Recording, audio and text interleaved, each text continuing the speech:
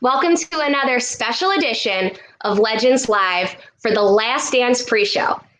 Well, everybody, it's been a couple of weeks and it flew by. We are already at episodes 9 and 10, the final night of The Last Dance. And I hope you have been enjoying it as much as I have and all of the legends in our NBA alumni family. Now, tonight, for our pre-show conversation, we have back once again our good friend Scott Williams, who is part of the first dance, that first three-peat of the Chicago Bulls dynasty. And then with him tonight, we have special guest NBA legend and also multi-time Chicago Bulls champs. Then he got a championship later in his career, but Will Perdue is here. So stick around. If you have any questions, please type them in the comment box and I can ask them. But for right now, here we go. We have Scott Williams and Will Perdue. All right. What's up, Big Will? Hey, I am so excited to have you on Legends Live. This has been a blast. Last week, I got to speak with Cliff Levingston, and the week before that. Good news. Yeah. So I've done your show for NBC Sports in Chicago, and really enjoyed that. So this has been like a reunion every week around The Last Dance. So, I mean, thank you so much for giving us some time this evening. Oh, absolutely, man. So trying to adjust my camera here. I noticed you're showing more of your torso, man. I said you were upside down. You were looking like a big 7-foot bat to me. But I'll jump right into it. I know everyone's got to know. All right, your impressions of The Last Dance. We've been through 8 episodes. We got 2 more episodes coming up. We've talked a little bit about some of the things about Michael Jordan, and we know we've heard from you on The Last Dance. You were in a lot of the documentary as well. But go back and tell us just your overall feelings of Chicago, coming in as a rookie and playing with Michael Jordan. And remember, Phil Jackson was just an assistant, right? You played for Doug Collins your first year as a rookie, right? Yeah, so, I get drafted by the Bulls. And here's one of the best stories. Well, there's a lot of really good ones, but I like to tell this one. So remember back then, the draft was during the afternoon, right? It wasn't this big production. It was like at 1 o'clock in the afternoon. I get drafted by the Bulls. I go do a few interviews. Literally, they escort you out the back door. My mom and I jump in a cab straight to LaGuardia. I mean, I'm on a plane by 5, 6 o'clock, headed back to Florida that night. Nothing like it is now. I mean, it was almost like, oh yeah, by the way, we need you to fly to New York for a day, have the draft, and then get out of here. Because I didn't go to Chicago for the next week. Owner is in the plane for you, huh? No. Fly to Chicago. That stuff didn't exist back then. But, as you know, when you came in, we would always start to – I did summer league and everything, but we would always start to congregate as a team in Chicago late August, early September. But Michael usually wasn't around a lot for us to work out with or, to play 5-on-5 with. He usually would just appear and, get ready for training camp to start. But I always remembered I had heard stories because I got to know John Paxson really early. He was kind of like the first veteran that's, invited me over to his house, kind of took me under his wing, and he would tell me some stories about, hey, I've been here with Michael the whole time, and you got to understand something, man. The guy's just different. The competitive edge that he approaches practice, games, it's like nothing you've ever seen. And I'm like, yeah, I've seen competitive before. But, I mean, literally, Scott, 5 minutes in the first practice. Because remember back then, we had 7 straight days of two-a-days before the first preseason game. I mean, literally 5 minutes into it, 3-on-2, 2-on-1. I mean, this dude is going at people. He's talking trash. And I'm like, oh, my God. And as I got to know him throughout that first 7 or 8 days, I never questioned whether I could play in the league, but the intensity that he showed, I questioned about it. Man, I'm going to have to really work my butt off to get this guy's respect. I wasn't concerned about, hey, I want to get in Michael's inner circle. I want to get his respect as a teammate so that he'll trust me. And that took a while, but it's like one of those things. BJ and I had that conversation as he came in the next year. It's just, there wasn't a fear, but it was almost like an awe. Hey, you're now in the league. And are you happy just being there, or do you now want to accomplish something? And, of course, we're all driven. We want to accomplish something. But not only do we want to accomplish something, but now we're trying to do it with the greatest player that's ever played the game. All right, I want to piggyback off that one thing because a lot of people always talk to me about Kobe Bryant's Mamba mentality. Is that something that you would equate to the same level as the intensity that you saw with Jordan that year you were talking about? I would say so, in the sense that, because Kobe, my understanding is, had it out with a lot of players about, hey, you're with the Lakers. Things are different. You have to bring a certain level of intensity every day, not just to the games, but to practice. He butted heads with a lot of guys. I mean, literally, if there's somebody that tried to emulate MJ, whether they want to admit it or not, and Kobe did later in his life, it was him, because of the mentality that he took, the approach that he took, the intensity that he played with, the abrasive style that he had. And the interesting thing is, and I think you face this a little bit as well, you've seen these guys on Twitter now that they're like, oh, hey, wait a minute now. You treat me like that, we're gonna have to square up. And I'm like, come on, really? So I thought it was very well put by Michael as he closed out either 7 or 8 about, you weren't there. What have you won? You don't understand what it takes to win. That was the approach that I decided to take. And I think you'll admit, as far as we were concerned, this is what the NBA is about. This is what it's like. We learned after the fact, the intensity level is like nothing we've ever faced or any other team deals with. I know they try to say they do, but they just don't. But that doesn't mean that it was inappropriate. I mean, we accomplished the goal that we set out to do, and that was to win not just a championship, but championships. So you can say it was effective. But I think what you also have to do is give Jerry Krause the proper credit of bringing in the right guys with the right personalities that could handle that type of criticism on a daily basis. You being one of them, a guy that wasn't drafted, who comes in as a free agent. And as you talked about, it's one thing to have Michael knocking on Jerry's door and saying, hey, give this guy a chance. But you know what Jerry was like. I mean, he did his homework before he brought you in. And I imagine in some of the conversations you had with him before you even came to the first day of practice, you probably hung up the phone going, this guy's whacked, man. Some of the questions he asked me make no sense whatsoever. But he was kind of vetting you out and seeing how, if you had what it took from a mental standpoint, to come into camp. Yeah, well, I totally agree. I think a lot of the things that were portrayed about Jerry Krause for his good qualities and his bad qualities were pretty factual for the most part. What I want to talk to you a little bit about is Scottie Pippen. We saw in one of the episodes that they talked about Pippen not going back into the game with 1.8 seconds left against the New York Knicks because the play was drawn up for Tony Kukoc.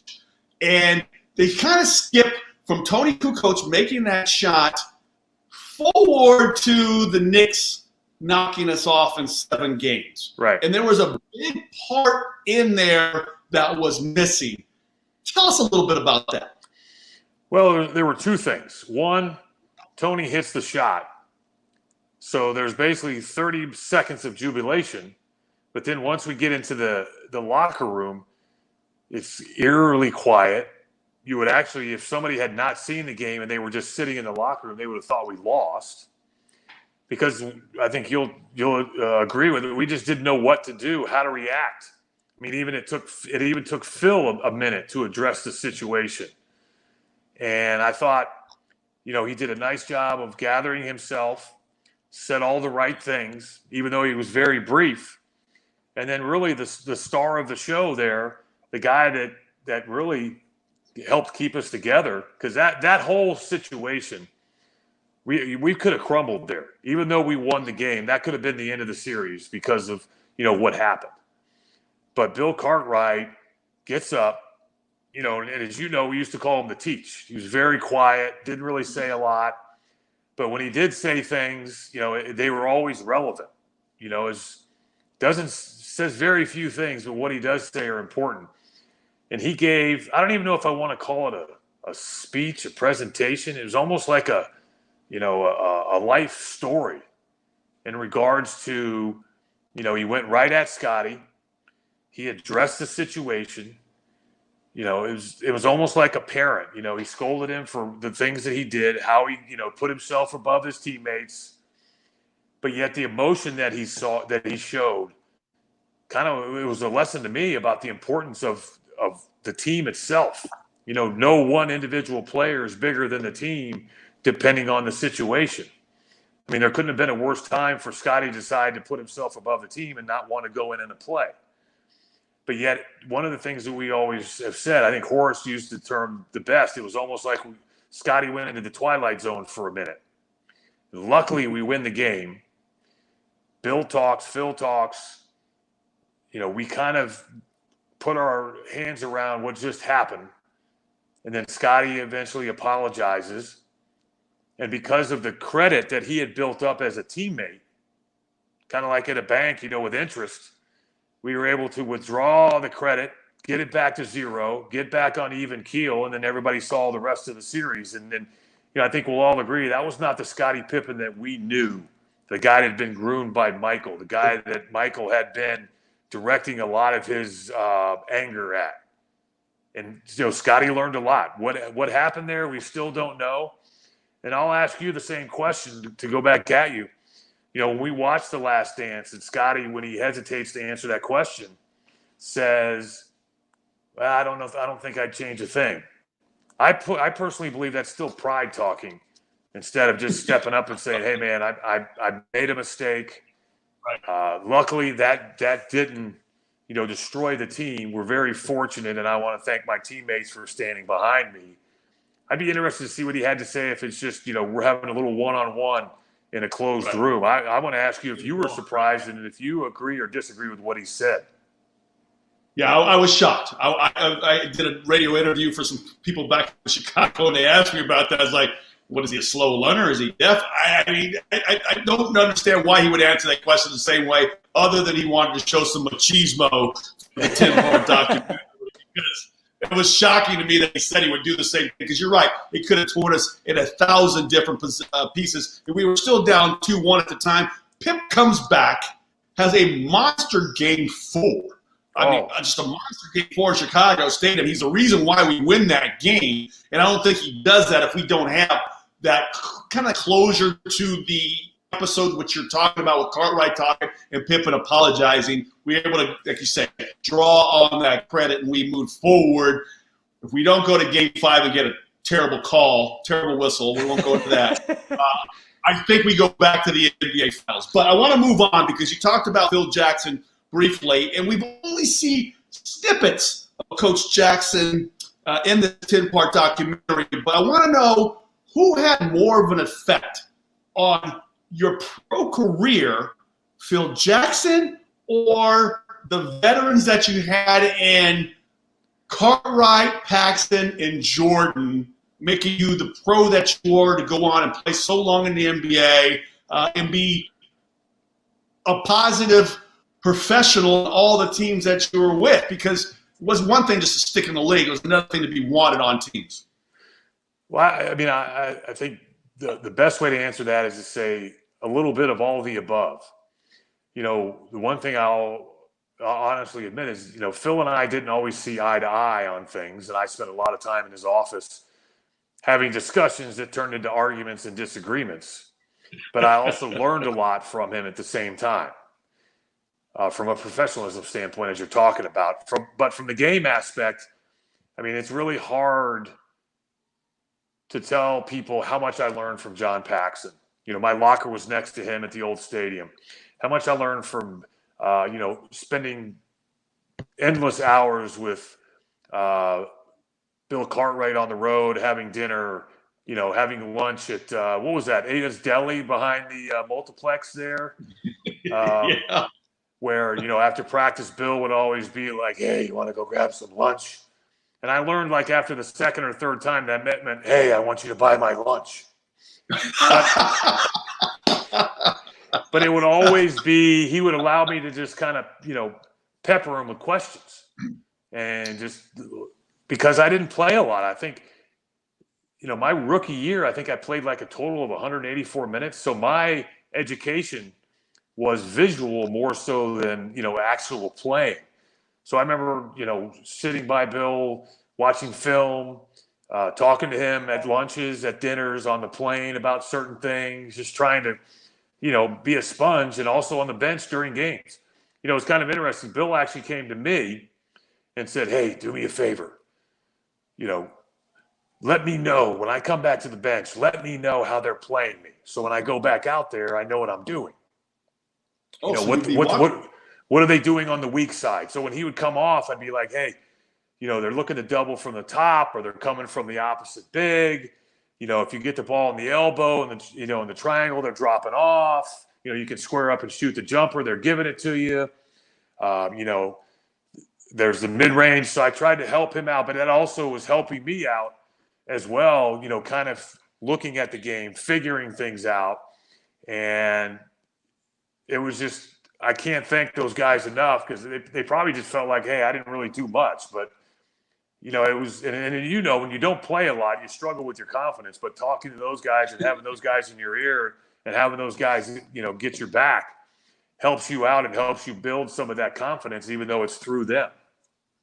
Well, I know absolutely what you're talking about. I averaged 2.5 points and 2 rebounds my rookie year. I was proud of those 2.5 and 2, because I was just still happy to be in the league and being part of such a great organization. You can see where things were going. All right, so we go on. We won those 3 championships. We were close in that 4th year, that 93-94 without Jordan. One of the proudest years, in all honesty, that I've ever had as a pro, and I love playing with MJ.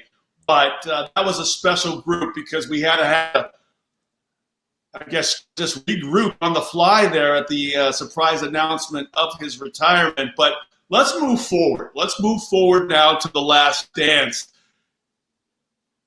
Great things. We saw that team that won 72 games the regular season. They go on, they seal the deal, they win the championship.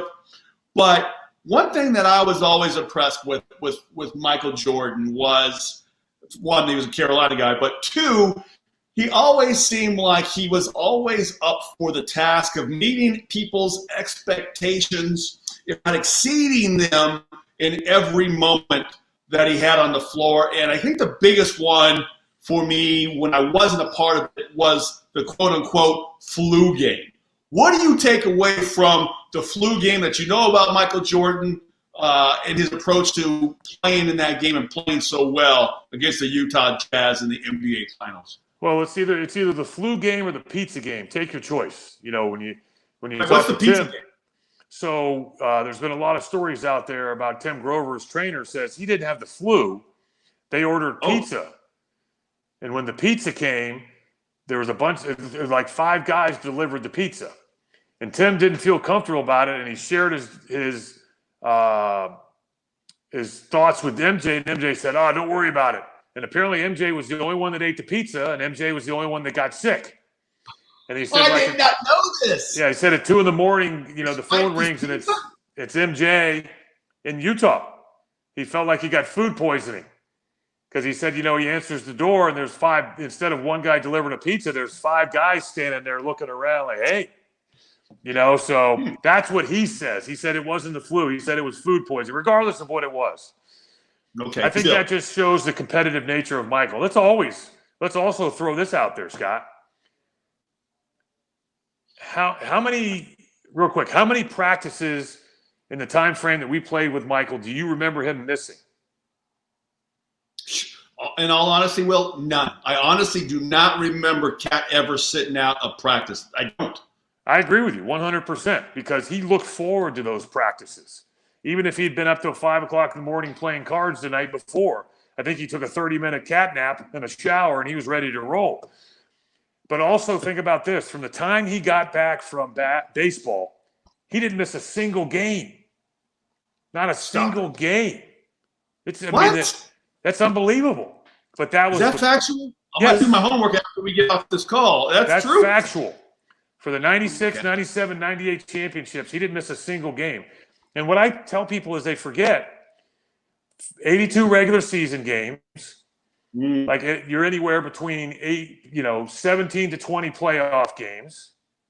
And then I always tell people that forget, we play 8 preseason games. Preseason games, yeah. Now, and kept hard to preseason games too, because he knew these people in Minot and in South Dakota and all these places that don't have NBA teams. It would be their only opportunity to see him, so he went hard for the 20 minutes that he played in 25 Now, minutes. listen, he only played a half, but he went hard. And we didn't take, remember Phil Jackson used to always talk about, okay, guys, our days off are Sunday. If we play on Sundays, then we don't have a day off. So a lot of times, we always, now listen, as Phil talked about, as practice went on later in the year, the intensity level didn't change, but the length of the practice got shorter. But I think he took pride in playing every game. He loved the competition. And I always am amazed by, and I talk about, as you just talked about it, I worded it a little differently. I don't think people understand how hard it was, A, to be Michael Jordan, but B, as you just talked about, to always be on. Whether it was on the court, whether it was handling the media, whether it was off the court, dealing with fans. There were so many times that he was irritated for one reason or another off the court, but yet the fan that he was dealing with, the child he was dealing with, whoever it may be asking for an autograph, you would have never known by how I don't remember, now I personally don't remember, Michael, if somebody was able to ask him for an autograph, him ever saying no.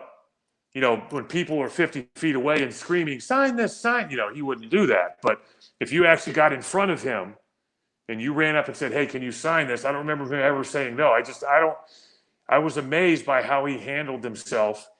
And I always tell people that was one of the greatest lessons that Scottie Pippen learned once Michael left. The responsibility Michael had for the team and how easy he made it for us, because he always took care of his duties talking to the media. He answered questions about you and I. He answered questions about the team, regardless of how we played. When we didn't even think twice about it. And Scottie learned the hard way that Michael leaves and now Scottie's the face of the franchise. And he's got to answer all the questions. He's like, why do you guys always come to me? He didn't realize how easy Michael made it for him in that aspect as well. Right. Let's bring Bridget back in here. Will, I think we need to have you back for a full segment Legends Live, because you are dropping knowledge. You're telling great stories. The pizza game story just totally blew my mind. We're going to have you back. Scottie and I went to those academic institutions and we both graduated with a degree. We just didn't go there to play basketball. That's right. Yeah, you guys are all-stars all around. Really quickly, though, before we wrap up, Travis Allen from Facebook has a question that I'll just throw out there. Do you think there will ever be The First Dance documentary about the first three-peat? Would you guys be in? We'll take that one. I doubt it, because I think they've actually done a nice job. I know a lot of people don't like the way they've done the documentary, as far as they go to the past and then to the present, the future, and then the past, and they go back and forth. A lot of people would love them to start in '89 and then work their way to '98. But I think they've done a nice job of using, the early three-peat as reference to the second three-peat. I'm interested to see what happens tonight on 9 and 10. But I think overall, I've really enjoyed the documentary. I didn't get an advanced screening, so I watch it. And like my son's in the other room right now, I watch it with him. He's only 16, so he wasn't alive at the time. So, the fact that they've actually used some of my interviews, I've gotten a lot of street cred with the teenagers. There you go. That's awesome. Well, all right, well, you got 24 seconds to beat the shot clock. I got one question for you. Yes, sir. What do you most want to see in this last 2 episodes that you haven't seen so far? Well, I hope that people, can understand the decisions that Scottie made, and he made some mistakes. And I know they've concentrated on it here in this documentary, but I hope that he gets the credit he's due in episodes 9 and 10. Because if you go back and look at the numbers from just the '98 season and the playoffs, he was second in scoring to MJ, second in rebounding, very little to Dennis, first in assists, first in steals, and I think first in minutes played during that '98 playoff run. All right, I got one more question. Beat the shot clock. The city of Chicago, what does it mean to you? It's amazing. And what I really enjoy the most, Scotty, and I think you have this happen all the time, people come up to you and they reach in their pocket and they pull out a ticket stub. And it's not necessarily, it's one that says SRO, standing room only. Some guy on the third level leaned against the back wall for a whole game and paid like $11. And they talk about how the memories they had. And just, that was the thing. You had to work hard, but the fans really appreciated the effort and they let you know it. Well, thank you so much for coming on and sharing those stories. I mean, man, what a vault you have. I learned about Pizzagate tonight, Bridget. This has been great. Yeah, baby. I think we all did. So, Will, Scott, thank you so much for joining us. Go watch. So Will, enjoy watching 9 and 10 with your son. And Scott, thank you again for being on. It's been a great pre-show, guys. All right, enjoyed it, Bridget. Thank you. Scotty, good to see you as always, my man. So coming up next, Legends Live fans, we have TP will be in the house on Tuesday. Tisha Penichero, WNBA champion, 4-time WNBA All-Star. She was WNBA 20-at-20 player. She's a current sports agent. She has numerous Euro championships. I personally think we'll see her in the Hall of Fame one day, in addition to being in the Women's Hall of Fame currently. She will be having a conversation on Tuesday at 5 p.m. Eastern, 2 p.m. Pacific with our good friend, WNBA legend Rusha Brown. On Thursday, we're going to have Chicago Bulls champion from that first dance, BJ Armstrong, will be in the house on Thursday. If you would like to watch any previously recorded episodes, go to legendsofbasketball.com/legendslive. Thank you all so much for watching. And enjoy the final 2 episodes, 9 and 10, of The Last Dance. Take care and be well.